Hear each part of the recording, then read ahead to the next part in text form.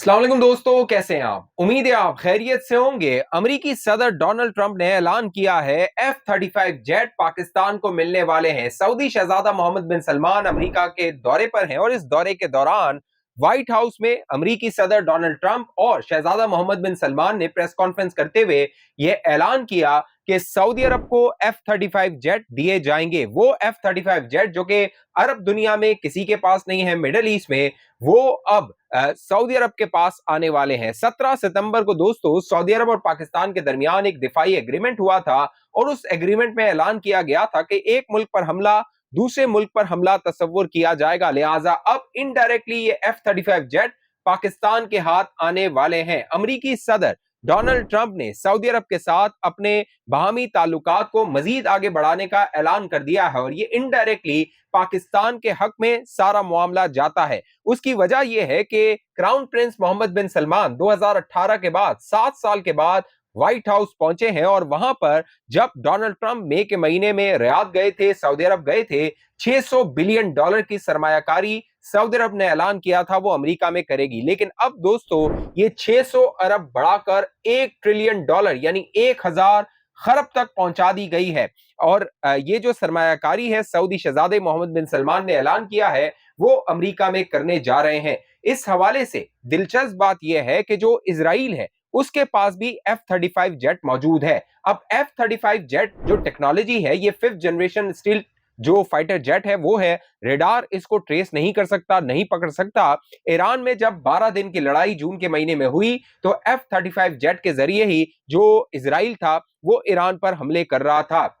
अब जब सऊदी अरब के पास ये टेक्नोलॉजी आ जाएगी, ये हथियार या ये जेट आ जाएगा, फाइटर जेट आ जाएगा, तो इस पर पाकिस्तान के जो पीएफ के पायलट्स हैं वो ट्रेनिंग कर सकते हैं। अब दिलचस्प बात यह है कि पाकिस्तान ने पाक भारत जंग के दौरान 3 राफाल जेट गिराए थे, लेकिन पाकिस्तान के पास राफाल है नहीं। तो फिर सवाल यह पैदा होता है कि पाकिस्तान ने यह कारनामा कैसे अंजाम दिया था। तो इसके पीछे कहानी है कतर की, क्योंकि कतर के पास जो राफाल है वो मौजूद है। पाकिस्तान के जो पीएफ के पायलट्स थे उन्होंने कतर में ज्वाइंट एक्सरसाइजेस पे जो राफाल था उसकी ट्रेनिंग ली हुई थी। उसे उस टेक्नोलॉजी का पता था, उसे पता था कि जो राफाल है वो कितना स्मार्ट है या उसकी जो कमियां और जो उसकी खूबियां हैं वो क्या है। लिहाजा पीएफ ने जब 6 दिन की जो लड़ाई हुई, 4 दिन की जो लड़ाई थी मई के महीने में पाक भारत, उस दौरान जो राफाल को टारगेट किया गया तो पाकिस्तान के पास उसकी नो हाउ थी। अब इसी तरह जो F-35 जेट है भारत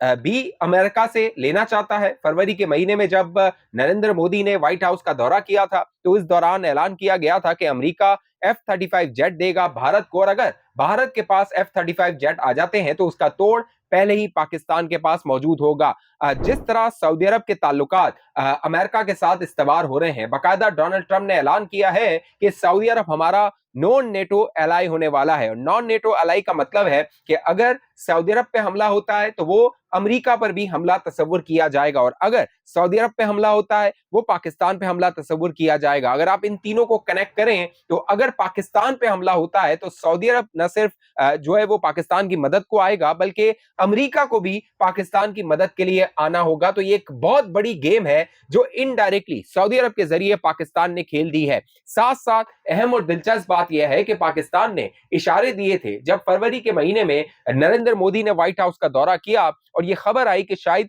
जो अमेरिका है वो F-35 जेट भारत को दे सकता है, तो पाकिस्तान ने J-35 जेट जो चीन का है उसके लिए कोशिशें शुरू कर दी थी। और ये खबरें आती रही थी कि जो पाकिस्तान एयरफोर्स है वो J-35 जेट्स चाइना से ले सकती है, क्योंकि जो हमारी 4 दिन की 5 दिन की लड़ाई थी, तकरीबन कह लीजिए 6 तारीख से 10 तारीख तक जो 6 में लड़ाई हुई थी मई के महीने में, इस दौरान जो J-10 जेट था उसने ओवर स्मार्ट कर दिया था जो राफाल था। J-10 की मार्केट ऊपर चली गई थी, जो राफाल की मार्केट थी वो नीचे चली गई थी। इसीलिए अमेरिका के अंदर ये भी सोच पाई जाती है कि अगर हम F-35 जेट भारत को देते हैं और पाकिस्तान के साथ उसकी लड़ाई होती है और अगर पाकिस्तान F-35 जेट को गिरा देता है तो फिर जो F-35 की मार्केट है दोस्तों वो क्रैश कर जाएगी। F-35 जेट की जो एक हवा बनाई हुई है कि वो इतना पावरफुल है, इतना स्मार्ट है, वो सब कुछ मलिया मेट हो जाएगा, जिस तरह राफाल को बड़ा नुकसान भुगतना पड़ा था। अब जो सऊदी अरब है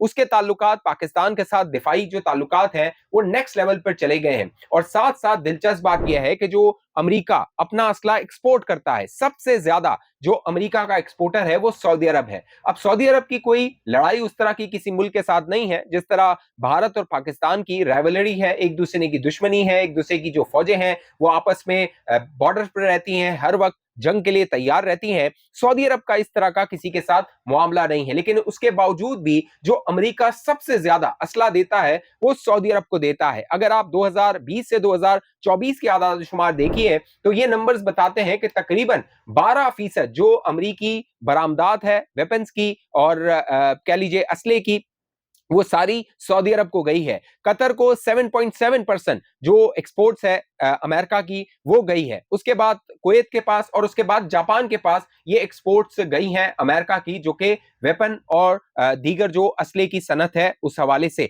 तो अब सऊदी अरब के पास अगर F-35 जेट आता है तो आप समझिए इनडायरेक्टली वो पाकिस्तान के पास आ गया, और ये सबसे बड़ा कह लीजिए डरोना ख्वाब होगा, एक झटका होगा, एक कह लीजिए कि दचका होगा, दिफाई दचका होगा। ये होगा अफगानिस्तान के लिए भी और भारत के लिए भी। क्यों? उसकी वजह यह है कि हालिया दिनों में जो अफगानिस्तान है वहां से पाकिस्तान को थ्रेट किया गया, धमकियां दी गई, हमले की धमकियां दी गई, धमाकों की धमकियां दी गई, कार्रवाइयों की धमकियां दी गई, ताल्लुकात को लोएस्ट लेवल पे लाया गया, तिजारती ताल्लुकात को खत्म किया गया, बॉर्डर्स जो बंद है तकरीबन 45 दिन से ज्यादा हो गए हैं। उसके बाद जो अफगानिस्तान है वो भारत के साथ अपने ताल्लुकात को नेक्स्ट लेवल पे लेकर जा रहा है। अमीर मुत्तकी ने दौरा किया था, जो फॉरेन मिनिस्टर है भारत का। उसके बाद अब जो कॉमर्स मिनिस्टर है वो पहुंचे हैं भारत, तकरीबन 5 दिन तक वो भारत में रहेंगे, वहां पर मामलात को तय करेंगे। तो भारत अफगानिस्तान को अपने कैंप पर करने की कोशिश कर रहा है, लेकिन पाकिस्तान जो स्मार्टली प्ले कर रहा है दोस्तों, वो वर्ल्ड लेवल पे नेक्स्ट लेवल पे खेल रहा है।